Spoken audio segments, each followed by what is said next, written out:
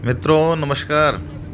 आज तीसरा दिन है बागेश्वर में। हम जा रहे हैं बैजनाथ मंदिर और जैसे ही पहुंचते हैं आपको दिखाते हैं। ये पहुंच गए हम बैजनाथ मंदिर। बहुत बड़ा मंदिर है, 9वीं 10वीं शताब्दी का है।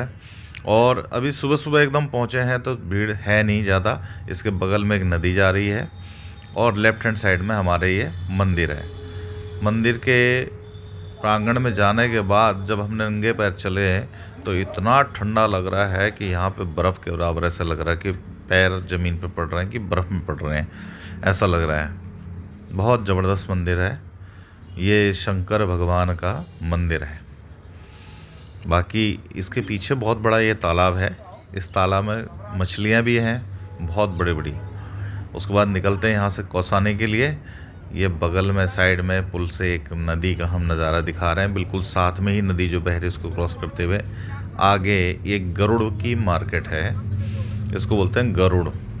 गरुड़ में ही बागेश्वर सॉरी बैजनाथ आता है। ठीक है, उसके आगे जब चलते हैं तो यहाँ की घाटी इतनी बढ़िया है कि यहाँ पर सबसे बड़ी बात है कि तराई सा क्षेत्र है, मतलब पहाड़ी एकदम नहीं है। पहुँचते हुए हम पहुँच गए सीधे कौसानी। कौसानी आधे एक घंटे के सफ़र के बाद हम पहुँचे हैं। और कौसानी में ये चाय का बागान था। उसके बाद ये महात्मा गांधी का स्मारक, कुटिया, प्रार्थना स्थल, बहुत सारी चीज़ें इसके अंदर हैं। इतनी बढ़िया लोकेशन पे है। इसको देखने के बाद यहाँ से आप देखिए सामने बिल्कुल हिमालय दिख रहा है। बहुत ज़बरदस्त लोकेशन में है और बहुत बड़े क्षेत्र में बसा हुआ है। इसीलिए गांधी जी इसको स्वर्ग बोलते थे, हिंदुस्तान का स्वर्ग, कौसानी। तो यहाँ पे बहुत बढ़िया नज़ारे हैं। बिल्कुल मौसम थोड़ा धुंधला सा है, इसलिए बर्फ़ साफ दिखाई नहीं पड़ रही है, नहीं तो आपको एकदम बहुत बढ़िया बर्फ़ दिखाई पड़ती है। अब हम आगे चल रहे हैं। हम चलेंगे सीधे सोमेश्वर घाटी होते हुए सीधे चलते हैं। एक बीच में तो ये कुछ और भी आ रहे हैं मार्केट जो बीच बीच में पड़ेंगे। खाड़ी भी आया, उसके बाद अपना ये बगवाल पोखर भी आया, बगवाली पोखर भी है। उसके बाद सबसे बड़ी बात है कि सोमेश्वर की जो घाटियाँ हैं वो इतनी बड़े बड़े क्षेत्र में फैली हुई हैं कि इनको देख के ऐसा लगता है कि कम से कम उत्तराखंड सरकार को ये खाड़ी का क्षेत्र निकल रहा है भी कि इस क्षेत्र में भी इतना अगर कोई इंस्टीट्यूशंस टाइप का या शहर बसाने का निर्णय जो करने की बात कभी अगर सोची जाए, सरकार बसाना चाहे तो इस तरह क्षेत्र में बहुत आराम से बस सकता है। जैसे अल्मोड़ा बसा हुआ है, रानीखेत बसा हुआ है। ये क्षेत्र भी बहुत बढ़िया, अगर मैदानी क्षेत्रों में गिना जाए तो बहुत बड़ा तराई क्षेत्र है। ये तो हमें कम से कम 30-35 किलोमीटर तक लगभग ऐसे ही नज़र आता चलता जा रहा है अप टू रानीखेत तक। तराई के क्षेत्र में जो नदी के किनारे अगल बगल में सारा बसता हुआ आप देखें, बिल्कुल काफ़ी दूर दूर तक पहाड़ियाँ नहीं हैं। बहुत बढ़िया क्षेत्र है। और सबसे बड़ी बात है कि यहाँ पे अभी भी खेती होती है। जैसे उत्तराखंड में बहुत जगह पलायन हो चुका है और पलायन होने के बाद वहाँ पे बिल्कुल खेती नाम की चीज़ नहीं दिखेगी। तो ऐसे ही ये सोमेश्वर की घाटियाँ बहुत बढ़िया विस्तृत रूप से बहुत फैली हुई, चौड़ी हैं, फैली हुई हैं पूरी। इसमें देख करके मन ऐसा करता है कि जैसा यहीं पर कम से कम अगर कुछ बनाया जाए तो बहुत बढ़िया। ऐसा लगता है कि तराई क्षेत्र सा, शहर सा है। और इनको लोगों को हम आमंत्रित करते हैं कुछ बनाएं, देखें यहाँ पे रहने के लिए। ये सोमेश्वर का ही पार्ट चल रहा है तो इसमें सोमेश्वर विभागों में बटा है, तल्ला मल्ला, छोटा बड़ा, वल्ला पल्ला ऐसे करके कुछ। तो उसमें एक क्षेत्र है काफ़ी दूर तक फैला हुआ है। उत्तराखंड की सबसे बड़ी ब्यूटी यह है कि एक तो आपको प्रदूषण बिल्कुल नहीं मिलेगा, चाहे वो तराई में हो चाहे हिल्स में हो। हम पहुंच गए हैं रानीखेत। रानीखेत का ये वो चौराहा है जहाँ से शहर के लिए रास्ता जाता है और वो जाने नहीं देते हैं। तो लेफ्ट में हम आर्मी रेजिमेंट का इधर एरिया है, उस तरफ से जाने के लिए बोलते हैं कि बाईपास आप बाहर से निकलो। तो हम बाहर की तरफ चले गए हैं और आउटर पे निकल करके हम रानीखेत बाईपास एक किस्म समझेंगे कि वो निकल जाते हैं। यहाँ पर आर्मी का ही पोलो ग्राउंड है, बहुत बड़ा। थोड़ा सा हमने यहाँ पे देखा कि कैसे नज़ारे यहाँ पे कि किस तरह से कितना बड़ा है। इधर लेफ्ट में भी फैला हुआ, राइट में भी फैला हुआ, बहुत बड़ा विस्तृत क्षेत्र है। उसके बाद हम यहाँ से निकलते हैं आगे गर्म पानी होते हुए सीधे पहुंच रहे हैं कैंची धाम। अब कैंची धाम की भीड़ देख करके आपको आइडिया लग रहा होगा कि आज का दिन सोमवार है, 25 दिसंबर है। कैंची धाम की भीड़ के देख कर अंदाज़ा लगा सकता है कि 23, 24, 25 छुट्टी थी और यहाँ पे इतनी भीड़ है कैंची धाम में कि आज की डेट में हिंदुस्तान का हर नागरिक यहाँ पे पहुँच रहा है। इतनी मान्यता हो गई है जब से यहाँ पे कई सारे विराट कोहली भी आए, कई फिल्मी सितारे भी आते हैं, कई जाने माने व्यक्ति भी आते हैं, जैसे कि जुकरबर्ग भी आया था, स्टीव जॉब्स ने भी बताया था उसको, कई सारी चीज़ें कहानियाँ और भी हैं उनके बारे में।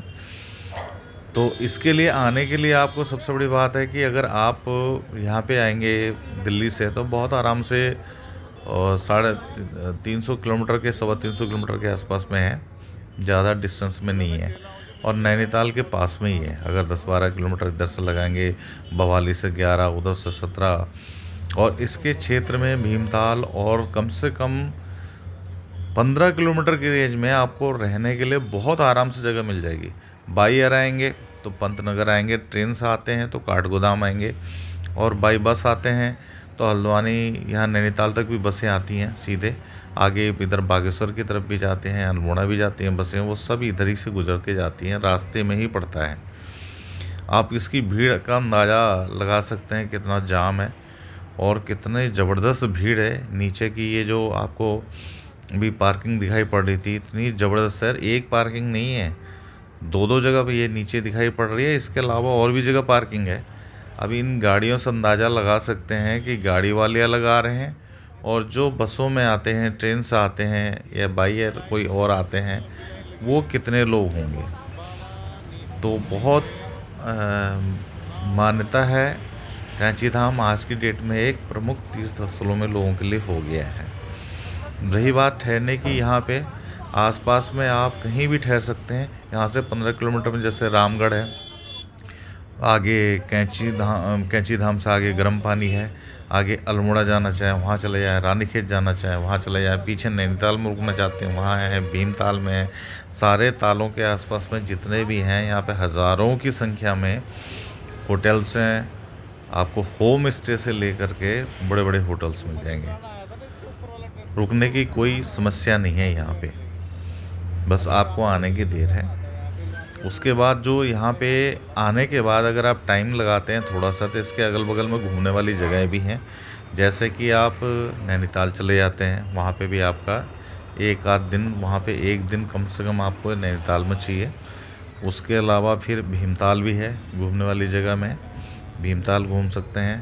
आगे अल्मोड़ा जा सकते हैं, अल्मोड़ा से बहुत ही नज़दीक पे 7-8 किलोमीटर गोलजू चितई मंदिर है, उसके बगल में कसार देवी है।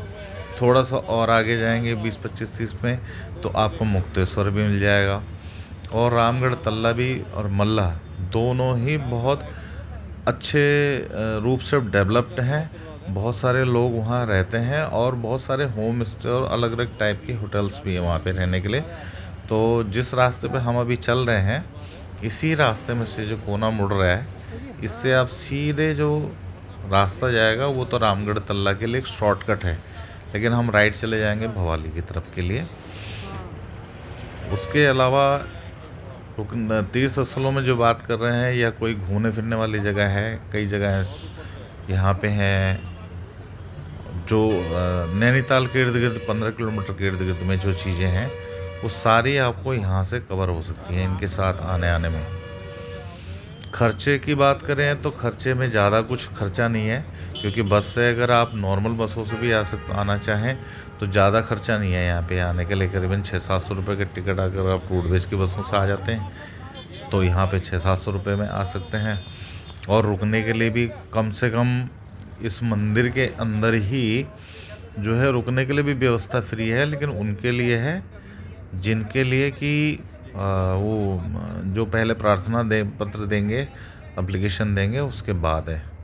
उसके बाद हम फिर आगे निकल जाते हैं। ये निकलते हुए हम गए हैं भीमताल। अब भीमताल के एरिया में भी ताल बहुत बड़ा है। नैनीताल और भीमताल में जो तालों में ये लगभग दूसरे नंबर पे मान के चलो आप इसको, और बहुत बड़ा क्षेत्र है इसका भी, लंबा चौड़ा क्षेत्र में बसा हुआ है। थोड़ी देर हम यहाँ पे रुक के थोड़े से सामने हिडिंबा पर्वत भी है, वहाँ से निकलने के बाद हम यहाँ से निकल रहे हैं। यहाँ से निकलते ही हम जैसे ही जो है वो पहाड़ी क्षेत्र लगभग ख़त्म हो जाता है, हम आ जाते हैं काठगोदाम। काठगोदाम जहाँ पर ट्रेन से आप आ सकते हो। काठगोदाम से जो भी ये सबसे उसका नियरेस्ट एक प्लेस है जो काठगोदाम रेलवे का सबसे लास्ट स्टेशन है यहाँ पे। उसके बाद यहाँ से हम चलेंगे हल्द्वानी की तरफ को और हल्द्वानी बाईपास लेके हम बाहर निकल जाएंगे। अगर आपको हल्द्वानी में थोड़ा रास्ते से जाना है हल्द्वानी से तो आगे आप गर्जिया देवी रामनगर की तरफ चले आएंगे तो जिम कॉर्बेट पार्क भी आपको मिल जाएगा। यहाँ पे इंडिकेशन है लेफ़्ट में। अगर आप जाएंगे तो रामपुर की तरफ चले जाएंगे, बरेली की तरफ चले जाएंगे, सीधे जाएंगे तो हल्द्वानी की तरफ जाएंगे। इसी तरह से हम चलते चलते आज तीसरा दिन हमारा ख़त्म हो गया एंजॉय करते हुए, और अब हम पहुँच चुके हल्द्वानी। अब हल्द्वानी से करते हैं आप लोगों को बाय बाय। तब तक के लिए thank you very much. Next मिलते हैं नेक्स्ट वीडियो में।